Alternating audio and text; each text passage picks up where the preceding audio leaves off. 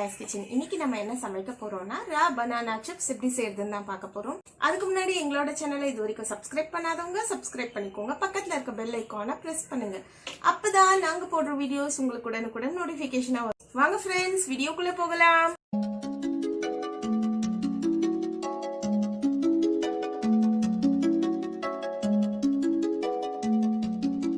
ரா banana chips செய்யறதுக்கு தேவையான ingredients என்னென்னு பார்க்கலாம்.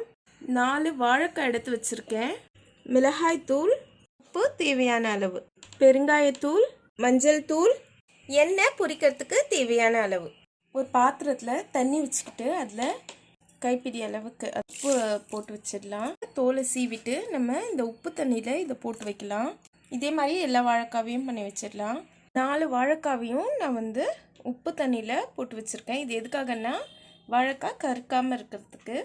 ஸ்டவ்வில் பாத்திரம் வச்சுருக்கேன். அதில் தேவையான அளவு எண்ணெய் ஊற்றிக்கலாம். வாழைக்காய் வைப்போம். தனியாக நம்ம தண்ணியிலேருந்து எடுத்துட்டு சிப்ஸ் கட்டர் இருக்கு இல்லையா, அதில் அப்படியே ஃப்ரை பண்ணிட்டு வரணும்.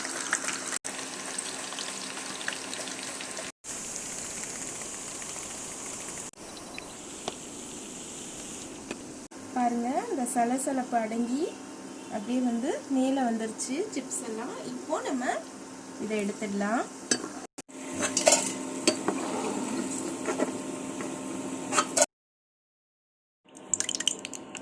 இதே மாதிரி பேலன்ஸ் இருக்கிற வாழைக்காவையும் நம்ம ஃப்ரை பண்ணிக்கலாம்.